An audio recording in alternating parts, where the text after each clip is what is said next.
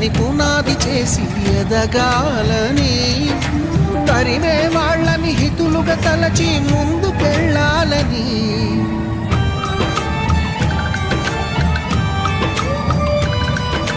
కన్నుల నీటిని కలల సాగుకై వాడుకోవాలని, కాల్చే నిప్పుని ప్రమిదగా మలచి కాంతి పంచాలని, గుండెతో ధైర్యం చెప్పెను, చూపుతో మార్గం చెప్పెను, అడుగుతో గమ్యం చెప్పెను. నేనున్నానని నీకేం కాదని, నిన్నటి రాతని మార్చేస్తానని.